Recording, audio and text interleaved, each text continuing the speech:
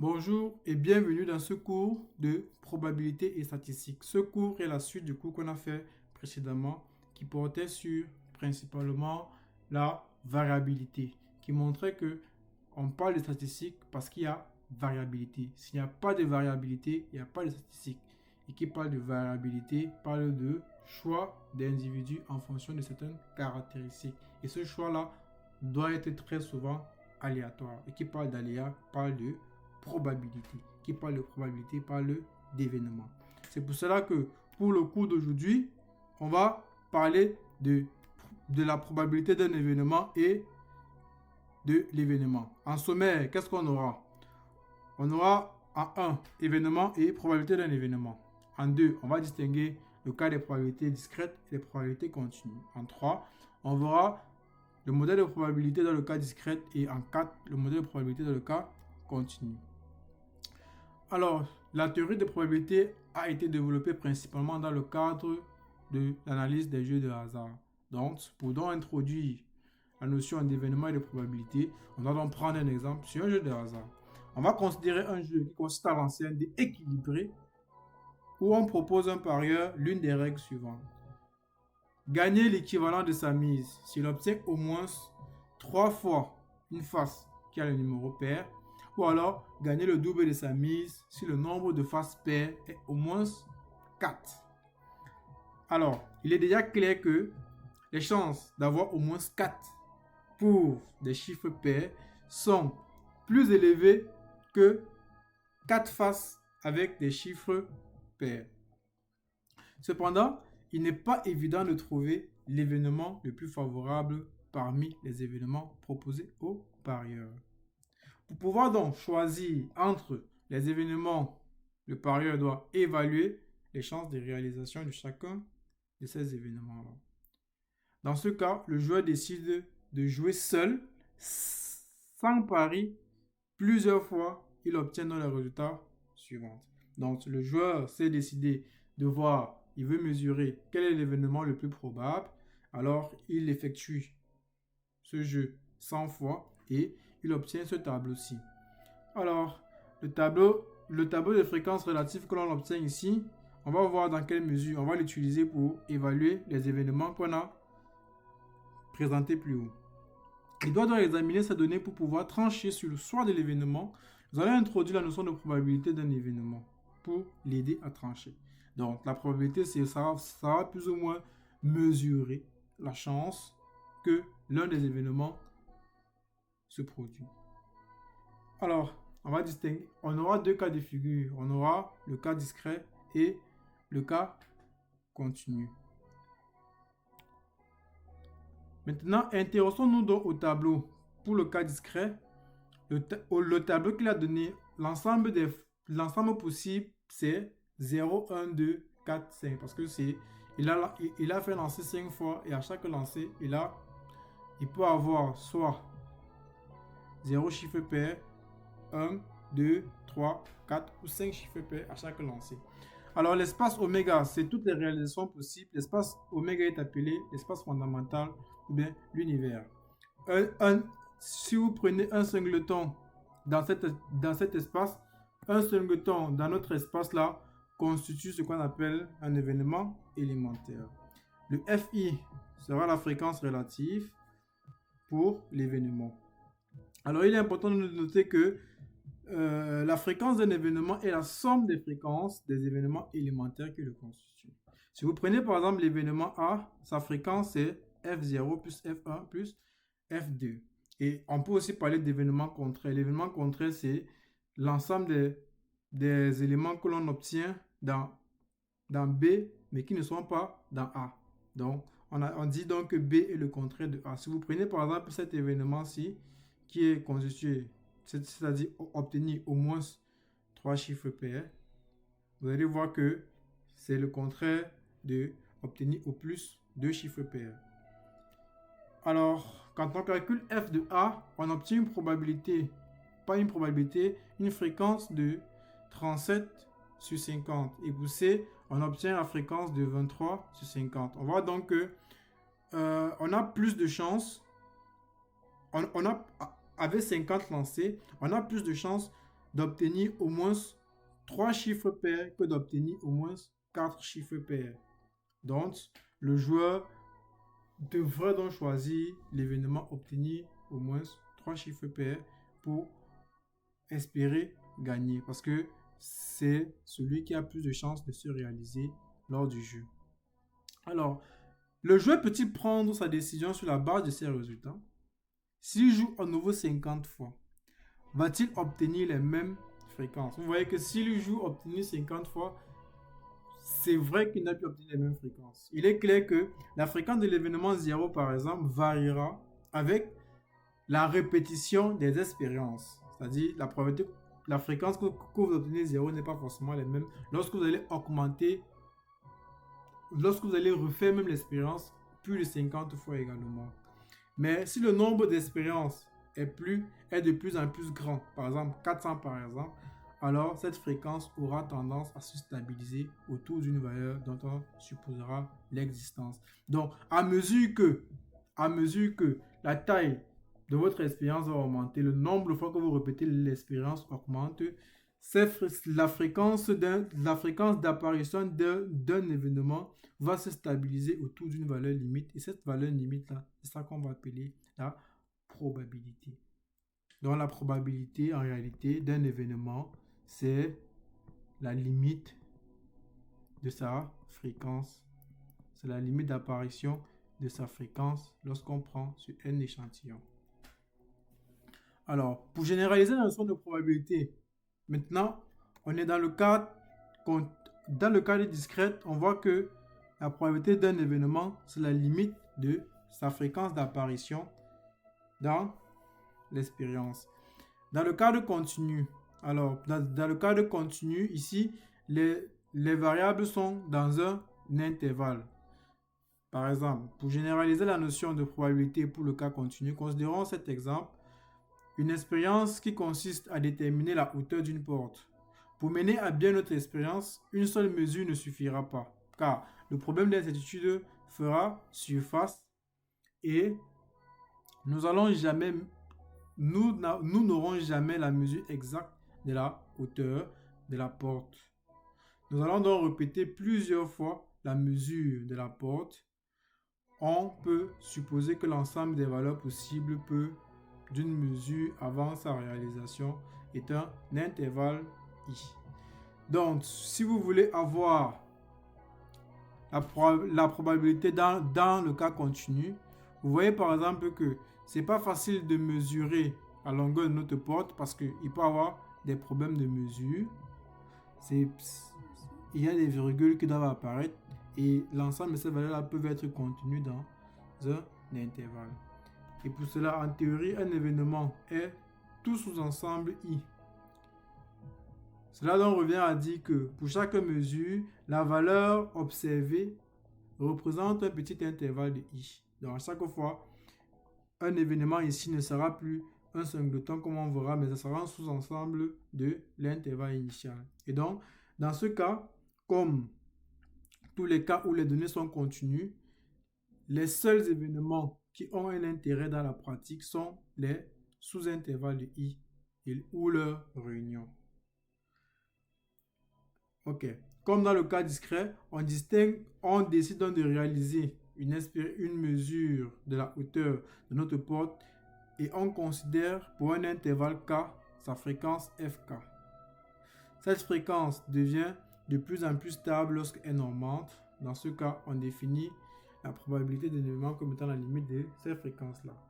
Mais pour ceux qui vont voir la théorie de la probabilité telle que développée par Kolmogorov, vous allez voir que cette mesure des probabilités-là ne sera rien d'autre que une mesure de Lebesgue sur le segment AB par exemple, si il est sur un segment. Donc, pour ne pas vraiment entrer dans du abstrait parce que le cours doit être très court, on va s'arrêter juste là sur cette compréhension. Quelques propriétés d'une probabilité. Alors, l'espace fondamental oméga doit avoir une probabilité de 1 parce que l'univers se réalise toujours. Dans l'univers, c'est le seul événement qu'on va dire l'événement est certain. Quand vous avez une probabilité de 1, ça veut dire que c'est certain presque sûrement. Mais lorsque la probabilité de oméga est égale à 1, c'est certain. Mais si vous prenez un sous-ensemble de oméga, de probabilité, vous montrez que sa probabilité est 1, ça veut dire que cet événement est certain presque sûrement. Alors, l'événement qui ne se réalise jamais, c'est l'ensemble vide. Et ça a une probabilité. La probabilité de l'ensemble vide, c'est 0. Alors, la probabilité d'un événement E de oméga est toujours comprise entre 0 et 1. Donc, c'est une valeur qui est positive, comprise entre 0 et 1.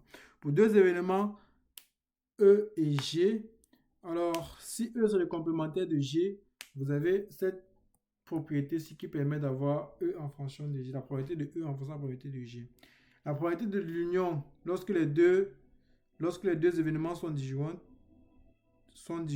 vous avez P de G union A qui est égal à la somme des deux. Et de façon générale, la probabilité de l'union, c'est la somme des probabilités moins la probabilité de l'intersection. Alors maintenant, on va passer dans le modèle de probabilité dans le cas discret. Dans le cas discret, ici, dans cette partie, quand on parle de modèle de probabilité, c'est beaucoup plus la loi de probabilité. C'est-à-dire, vous avez un espace fondamental oméga. Comment pouvez-vous faire pour déterminer tous les mesurables de oméga, c'est-à-dire tous les éléments qui sont dans P de oméga? Donc, si vous allez voir que si oméga est discret, c'est-à-dire constitué des éléments A1, A2, alors connaître la probabilité de chacun des événements de A, connaître la probabilité de chaque élément élémentaire de A revient à connaître la probabilité de tout événement de A. C'est ça qu'on va appeler le modèle de probabilité ou bien la loi de probabilité.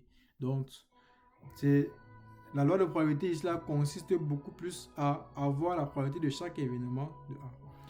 Pour cela, donc, on va faire un tableau similaire à un tableau de fréquence avec la probabilité d'un événement élémentaire à la place de la fréquence permet de calculer la probabilité de tout événement. Ce tableau définit ce qu'on appelle le modèle de probabilité. On parle aussi de distribution de probabilité.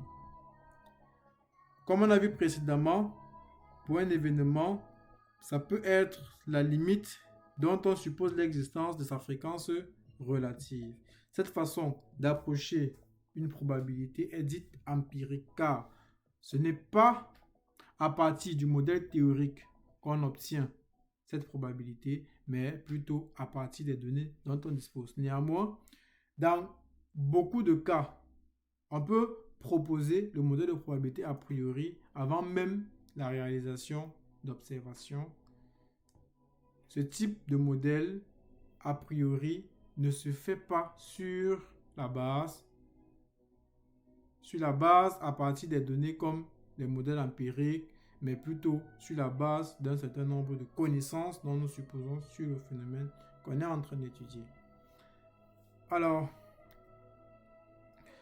donc, on va prendre un exemple pour illustrer cela. Vous avez par exemple, vous jetez un dé, donc les faces sont numérotées de 1 à 6. Si on admet que ce dé est non pipé, alors on peut supposer que au bout de 6 lancers, les 6 faces ont la même chance d'apparaître.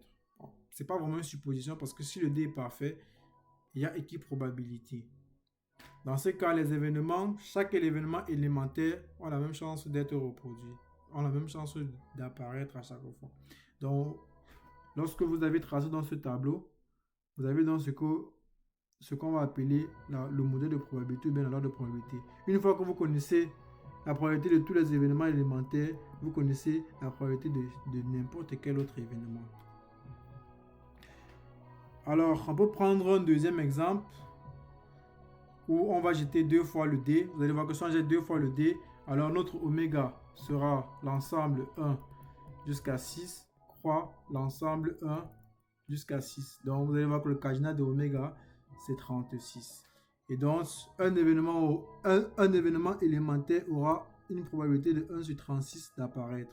Une fois que vous connaissez que la probabilité d'un événement élémentaire, c'est 1 sur 36, alors il vous faut juste avoir la probabilité de chaque couple comme ceci. Vous pouvez faire un tableau croisé où vous mettez 1, 2 jusqu'à 6 ici 2 jusqu'à 6 pour avoir l'ensemble des atomes qu'il y a dans oméga. Alors, en 3, on prend en 3 une qui contient 7 boules, dont 3 rouges numérotées de 1 à 4 et 4 noirs numérotés de 4 à 7. Alors, on décide de faire 2 tirages aléatoires avec remise. Les possibilités sont, vous voyez que si on fait un tirage aléatoire avec remise, vous allez voir que la première boule a 7, vu que la boule contient 7 boules, l'une contient 7 boules, la première a 7 chances d'être tirée. Et également, vu que le tirage se fait avec remise, la deuxième aura aussi cette possibilité d'être tirée. Donc, vous allez voir que le cardinal de oméga, ça sera 49. Et donc, obtenir une boule dans l'une, c'est une probabilité de 1 sur 49.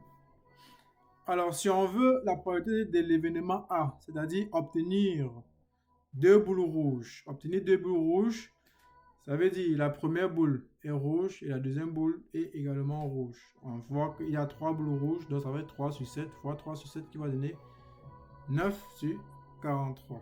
Car le tirage se fait avec remise. Alors, si on veut la probabilité de l'événement obtenir une boule noire suivie d'une boule rouge. Alors, on a 4 boules noires dans notre une et 3 boules rouges dans notre une. Donc, on a 12 sur 49. Alors, calculons la probabilité PC, obtenir une boule rouge et une boule noire. Alors, vu qu'ici, on n'a pas précisé l'ordre d'obtention des boules, ça veut dire que soit on obtient la boule noire à la première position, ça fait donc 4 sur 7 fois 3 sur 7, ou on obtient la boule noire à la deuxième position. Voilà. Donc, ça fait donc 2 fois cette probabilité-là qui va nous donner 24 sur 49.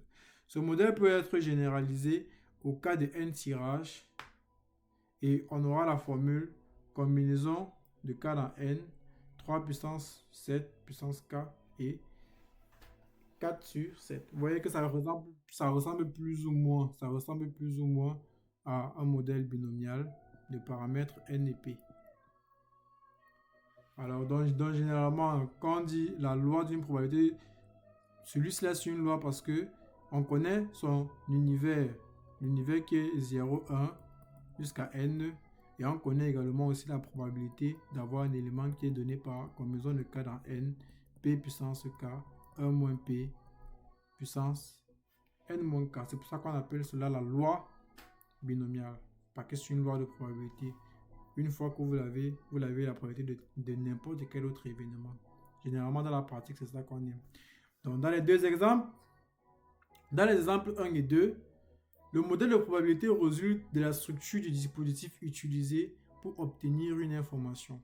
Dans l'exemple 3, le modèle découle de la constitution de la population en termes de proportion de boules rouges et de boules noires.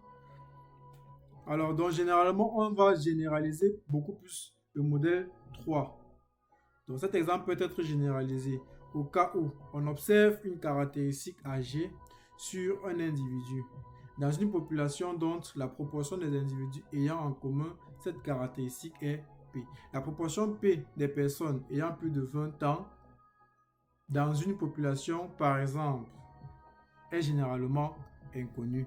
Un problème statistique donc peut justement s'intéresser à l'investigation de ce paramètre. Donc très souvent, en statistique, on va vouloir estimer ce paramètre ici. Le paramètre de la population qui peut être, par exemple, les personnes ayant plus de 20 ans. Cette proportion, supposons que on a les personnes, celui-ci représente les personnes ayant plus de 20 ans dans le monde. Vous voyez que on ne peut pas faire une étude dans le monde pour essayer de voir, mais on peut prendre un échantillon dans le monde et voir comment, à partir de cet échantillon-là, on peut inférer sur la valeur de ce paramètre-là. Vous allez voir que pour vouloir expliquer ce paramètre-ci, on va devoir prendre une variable aléatoire xi qui va suivre un schéma de Bernoulli P de telle sorte que quand on va sommer n fois Donc, on va répéter l'expérience. Et une fois qu'il va obtenir ça, on aura une loi binomiale de paramètres NP. Et on va voir que cette loi binomiale de paramètres NP, à mesure que la taille de l'échantillon augmente, ça va suivre une loi normale santé réduite qui va nous permettre d'avoir une estimation de notre paramètre P en utilisant la statistique 1 sur N somme de XI qui sera un estimateur sans biais de notre paramètre P et avec le théorème central limite qui va montrer que cette somme-là converge vers une loi normale, alors on aura un intervalle de confiance pour notre paramètre et on dira donc que on a P proportion, notre proportion vaut ça avec un intervalle de confiance de ceci. Alors c'est juste un spoil que je vais le faire, donc on va le faire à mesure que le cours va avancer progressivement. Donc si pour ceux qui ont été spoilés, je m'excuse. Ok, avançons. On passe maintenant dans le cadre continu. Dans le cadre continu, ici principalement la mesure qu'on utilise très souvent, c'est la mesure de Lebesgue. C'est vrai qu'on simplifie directement l'écriture en le notant par dx. Donc c'est plus ou moins la longueur des petits intervalles, des petites variations d'ici à là, dx. De là à là. Donc c'est la longueur sur un segment AB. Alors donc ici, dans le cadre continu, la seule complexité, c'est que ici, on n'a pas les valeurs de façon atomique comme on avait dans le cas discret 1, 2 et tout et tout. Ici, l'ensemble oméga par exemple, ça peut être le segment AB. Vous voyez que ce segment AB n'est pas dénombrable parce qu'il y a autant d'éléments dans AB que dans R. Vous voyez un peu, donc il y a une infinité d'éléments dans AB. Donc ici, on va vouloir chercher à définir plutôt autre chose qui sera la loi, c'est-à-dire on va essayer de définir une fonction f qu'on va appeler la densité de probabilité. Pour cela, vous allez voir que dans le cadre-ci, oméga sera extrêmement complexe. Étant donné de la complexité de oméga dans le cas continu, on va définir ce qu'on va appeler une variable aléatoire. Une fois qu'on aura la variable aléatoire, on aura la densité. On va définir ce qu'on appelle la densité d'une variable aléatoire. La densité de la variable aléatoire, c'est ça qui va représenter plus ou moins la fréquence relative qu'on a vue dans le cas discret. C'est celui-ci qui va jouer le rôle de la fréquence relative. Dans le cas discret, qu'est-ce qu'on a vu? On a vu que la fréquence relative convergeait vers une unique valeur qu'on a appelée la probabilité de l'événement. Or, dans notre cas, le cas continu, on va extraire une fonction qu'on va appeler la densité. Alors, et cette densité est extraite comment? Cette densité est extraite de façon vraiment très, très théorique. Donc, pour ceux qui n'ont pas un niveau assez avancé, ça ne serait pas très évident de l'avoir. Parce que pour avoir cette fonction de densité dans notre cas, on va utiliser ce qu'on appelle le théorème de Random-Nikodym. Le théorème de Random-Nikodym. C'est le théorème de Random-Nikodym qui permet de définir cette fonction-là. Parce qu'en réalité, la fonction f, c'est la dérivée en principe, c'est la dérivée de la mesure de probabilité P sur la mesure de Lebesgue. C'est-à-dire, c'est plus ou moins ce qu'on appelait la dérivée de Random-Nikodym. Donc, pour ne pas entrer dans les choses vraiment abstraites, ce qu'il faut retenir, c'est que dans le cadre continu, on va principalement utiliser les variables aléatoires. Parce que l'univers oméga sera extrêmement abstrait. Alors, une fois qu'on aura la variable aléatoire, il faudra savoir si la variable aléatoire est continue. Si elle est continue, alors j'aimerais aussi faire une nuance. On a les fonctions de densité uniquement que des variables absolument continues. Donc si vous avez une variable aléatoire où vous pouvez avoir sa densité, alors ça veut tout simplement dire que votre variable aléatoire est absolument continue. Et dans la classe des variables aléatoires continues, on a les variables qui sont absolument continues. Une variable qui est absolument continue admet forcément une densité de probabilité. Mais une variable continue n'amène pas forcément densité de probabilité. Donc si vous voyez une variable aléatoire dans laquelle on vous parle de densité de probabilité, ça veut dire que cette variable est absolument continue. Alors on va donc définir on définit donc la densité de probabilité comme ceci, de telle sorte que l'intégrale va être égale à 1. Vous voyez bien que dans notre cas, c'est similaire à la somme des PI égale à 1. Donc le cas continu généralise plus ou moins le cas discret lorsqu'on passe à la limite des fréquences. Alors, les lois qui sont généralement utilisées, vous allez avoir la loi uniforme. La loi uniforme sur un intervalle AB. La loi normale qui est vraiment centrale. Vous avez également aussi la loi exponentielle, la loi de Pareto, la loi de Weibull. Alors, ces lois sont extrêmement importantes et sont couramment utilisées. On peut aussi citer la loi de Student et la loi du Qui2. En notant que le Qui2 n'est rien d'autre qu'une somme de lois normales au carré. Et le Student, c'est le rapport entre une loi normale et la racine carrée du Qui2. Donc, ce sont les lois qui sont dérivées de la loi normale qui sont extrêmement importantes. Ces lois ont donc des propriétés spécifiques et sont utilisées pour des phénomènes différents. Par exemple, la loi normale est souvent utilisée pour modéliser les erreurs de mesure, tandis que la loi exponentielle est utilisée pour mesurer les temps d'attente. Alors, très souvent, voici la densité de probabilité d'une loi uniforme. Voici la densité de probabilité d'une loi exponentielle. Pour une loi gamma, on a ceci. Et pour une loi normale, voilà ce qu'on a. Donc, ce sont les lois qu'il faut connaître si vous voulez vraiment avancer en statistique. Surtout pour la loi normale, c'est incontournable. La loi exponentielle également, vous devrez le connaître.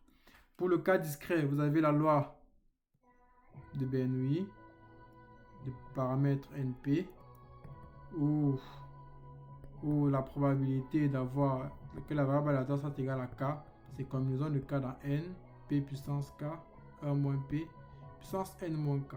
Vous avez aussi d'autres variables, comme la loi de Poisson, ou alors les lois géométriques, les lois épais géométriques, et ainsi de suite. En conclusion, dans ce cours, il était beaucoup plus question ici pour nous de parler de ce qu'on attend par événement. On a vu que l'événement, c'est avoir un univers, et une fois que j'ai l'univers, je me demande quel est l'ensemble des parties de mon univers. Une fois que j'ai l'ensemble des parties de mon univers, je considère chaque élément qu'il a dans l'ensemble des parties de l'univers comme étant un événement. Donc, un événement n'est rien d'autre qu'un sous-ensemble de oméga, qui est mon univers.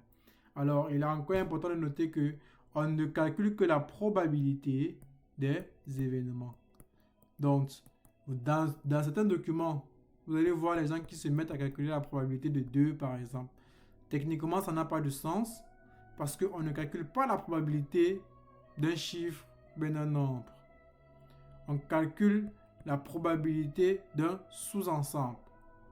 Donc, ça, c'est un abus d'écriture. Si vous voulez la probabilité, c'est la probabilité d'un sous-ensemble, donc la probabilité de 2 comme ceci. Donc, on a vu qu'on calcule la probabilité d'un événement et que la probabilité était additive lorsque les événements sont disjoints. Alors, on a vu également que dans le cas continu, on a besoin des variables aléatoires pour définir ce qu'on va appeler la densité, qui n'est rien d'autre que la dérivée de random decoding. Donc, également, on a vu que vous soyez dans le cadre continu ou que dans le cadre discret, on a des lois qu'il faut absolument avoir. Donc, si vous avez votre espace fondamental, il vous faut avoir, dans le cas discret, la probabilité de chaque atome de oméga. Donc, de chaque élément AI qui est contenu dans oméga I, de chaque atome oméga I dans oméga pour avoir ce qu'on va appeler la loi.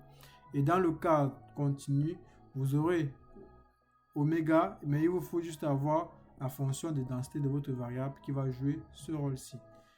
Alors, au prochain cours, On va parler des paramètres associés à la population, c'est-à-dire les paramètres de tendance centrale, la moyenne, la médiane et les paramètres de dispersion, les quartiles. Donc, j'espère que ce cours a permis d'élucider certaines notions que vous avez peut-être oubliées ou bien que vous avez appris.